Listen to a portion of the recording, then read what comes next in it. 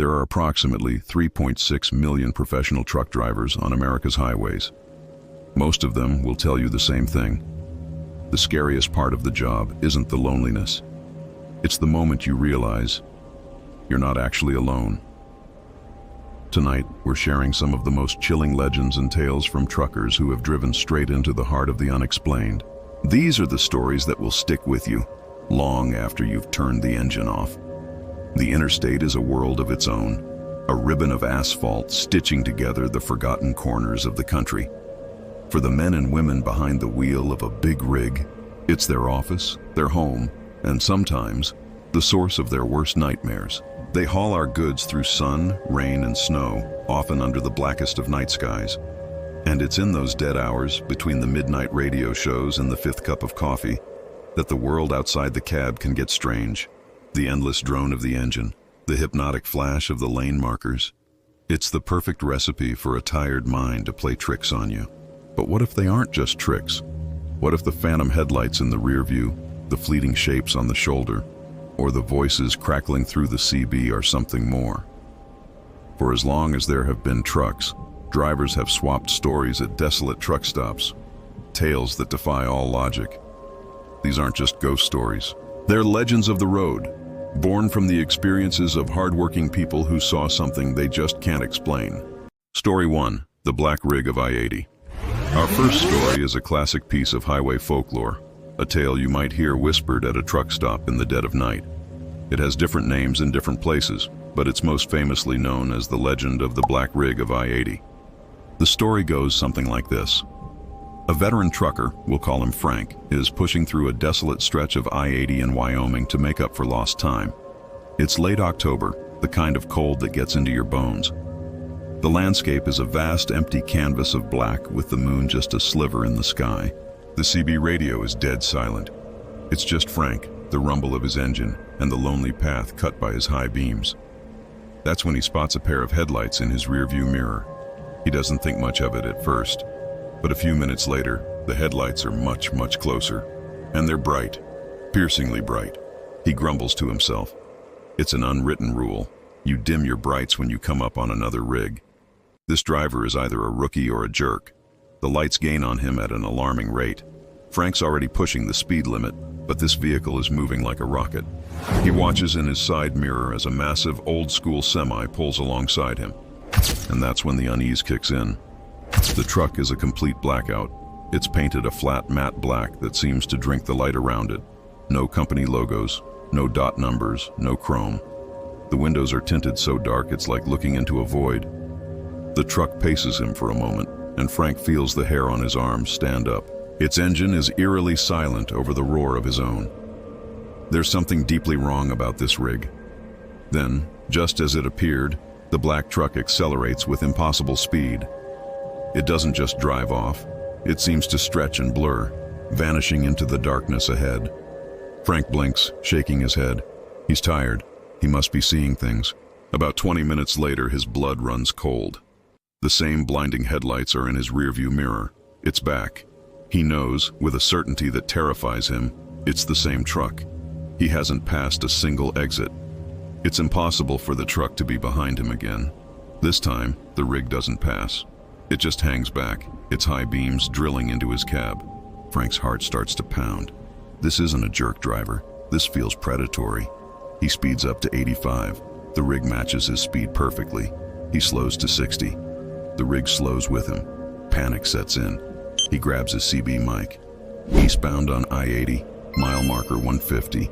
Any drivers out there? I've got a semi harassing me. Black rig, no lights, no markings. The only answer is static. The black truck swerves and pulls alongside him again. Frank risks a glance over. The cab is still a black hole, but this time he feels a presence inside. A feeling of pure, malevolent hatred. Then the truck begins to drift into his lane, forcing him toward the gravel shoulder. Frank blares his horn, but the other truck keeps pushing, inch by inch. He's about to be run off the road. Thinking of his family, Frank does the only thing he can. He slams on his brakes. It's a huge risk in a semi, and his trailer fishtails wildly, but he keeps control. The black rig, however, doesn't react. It continues forward at the same speed, as if Frank's truck was never there. It just drives on, and its two dim red taillights fade and wink out of existence. Frank pulls over, trembling. When he finally makes it to a truck stop near Cheyenne, he spills the story to an old-timer at the counter, expecting to be laughed at. But the man just nods grimly. "You're not the first," he says. "You met the black rig. Some say it's the ghost of a trucker who died in a fiery wreck on that very road. Others say it's something older." This story is a common legend among truckers, a piece of folklore about a supernatural truck, though no official records of such a phantom exist. Whatever it is, the old trucker says, you're lucky. Most who see it don't make it here. Some horrors seem tied to a specific road, a cursed stretch of asphalt like I-80. But others find you. Our next story is a legend from the mountains of West Virginia, one that proves the most terrifying things aren't always in your rearview mirror. Sometimes they're walking right alongside you.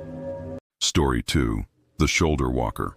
This is a tale often told about the winding two-lane highways of Appalachia. A young driver, let's call him Marco, is navigating the mountains on a foggy night. The fog is a solid wall, cutting visibility to almost nothing. It's nerve-wracking work, demanding total concentration. After an hour of crawling through the mist, he sees a figure on the shoulder of the road. It's tall and impossibly thin, like a stick figure against the gray fog, and it's walking in the same direction he is. Marco slows down, thinking it's a local whose car broke down. But the closer he gets, the more wrong it feels. The figure is maybe 7 or 8 feet tall, with long, spindly limbs that move with a jerky, unnatural gait. As he draws alongside it, he leans over to get a better look. The figure turns its head, and Marco's heart stops. It has no face, no eyes, no nose, no mouth, just a smooth, pale, blank expanse of skin. Terror seizes him. He slams on the accelerator, desperate to get away. He doesn't look in his mirrors. He doesn't want to know. He tells himself it was a hallucination, a trick of the fog and a tired mind. He's starting to calm down when he glances at his right side mirror. It's there, and it's running. It's keeping pace with his truck, which is now going over 50 miles an hour. Its long legs pump with an unnatural fluid motion, its feet gliding just above the pavement. Its faceless head is turned toward him. A wave of pure terror washes over Marco. No human can run that fast. This isn't a person, it's something else. He floors it, pushing the screaming engine to 70, but he can't shake it. Then, the creature begins to change. Its form wavers, its limbs elongating. It grows taller, its head almost level with the top of his cab. It drops to all fours, its long, spider-like limbs carrying it across the ground at an impossible speed. Marco finally screams, a raw, guttural sound. He's being hunted by a monster on a lonely mountain road. He closes his eyes, praying for it to end. When he opens them, it's gone. He drives like a man possessed until he sees the glow of a 24-hour truck stop. He stumbles out of his cab and falls to his knees, shaking. The night clerk runs out. "You all right, son?" Marco can only point back down the dark road. "I saw something," he stammers. "It was chasing me." The clerk's face goes pale. "Tall?" he asks quietly. "Thin? Walks along the shoulder?" Marco stares in shock. The clerk nods grimly.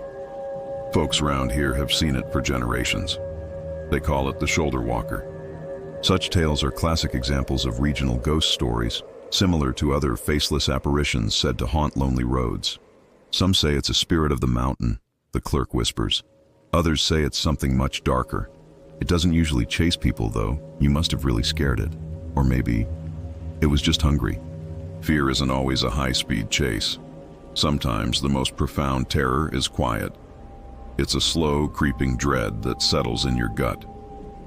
For our final story, we head to the desolate highways of the Australian outback for a legend known to every trucker who drives the Newell Highway.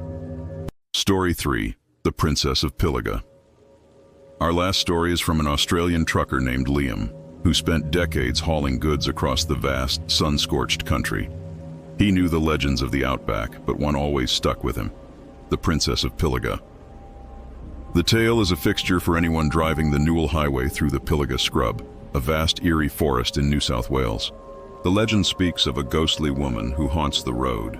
Most believe she is the ghost of a local recluse who was tragically killed by a truck. Ever since, truckers have reported seeing her, a lost soul forever walking the highway where her life ended. One night, Liam is making a run from Melbourne to Brisbane and enters the Pilliga scrub well after midnight. The road is a black ribbon cutting through an impenetrable wall of trees. The air grows cold and a heavy silence descends. He's scanning the road for kangaroos when his headlights catch a figure on the roadside ahead. It's a woman, standing alone, hitchhiking. His first thought is the legend. It can't be. But he can't just leave a woman out here alone. He slows his massive road train and pulls over about 100 feet past her. He looks in his mirror, expecting to see her running toward the truck. But she doesn't move. She just stands there, arm outstretched. A feeling of dread creeps up Liam's spine. He flicks on his light and calls out, "Need a lift, mate?" No response. Every instinct screams at him to drive away, but he grabs a flashlight and climbs out of the cab. "Hello? Are you all right?" he calls out, his voice sounding small. As he gets closer, he sees she's an older woman in a ragged coat, staring past him at the empty road. He's about 20 feet away from her now. "Ma'am?" Suddenly, the passenger door of his truck, which he'd left open, slams shut with a deafening bang. Liam jumps and spins around. There's no one there, no wind. He turns back to the woman, his flashlight trembling. She's gone, vanished. There was no sound, no rustling leaves. He scrambles back into his cab, locks the door, and peels out onto the highway. He doesn't slow down until the sun begins to rise and he pulls into the next roadhouse, his nerves shot. He stumbles into the diner, and the woman behind the counter gives him a knowing look. "Long night on the Newell?" she asks. Liam just nods. "You saw her, didn't you?" she says softly. "The princess?" Liam looks up, wide-eyed. The truck door, it just slammed shut. The woman nods. That's her way. Some of the old-timers say she does it to give you a fright, keep you from falling asleep at the wheel. She doesn't mean any harm. She's just there, a part of the road now. The road goes on forever, and so do the stories. For every trucker you meet, there's a tale of a strange light in the sky, a whisper on the CB, or a figure at the edge of the headlights. These men and women live their lives in a state of isolation most of us can barely imagine. So are these encounters real? Or just phantoms born from exhaustion and loneliness on the long, dark road? Maybe there's no single answer, but the next time you're on a deserted highway late at night and see the distant lights of a big rig, remember these stories. And remember that for the truckers who roam these asphalt rivers, the world isn't always what it seems. If you have your own story of an unexplained encounter on the road, we want to hear it. Share your experiences in the comments below. Your story could be featured in a future video. If you enjoyed these chilling tales from the highway, be sure to hit that like button, subscribe, and ring the notification bell so you don't miss our next collection of true horror stories. Drive safe, and don't look too closely into the darkness. You might not like what you see looking back.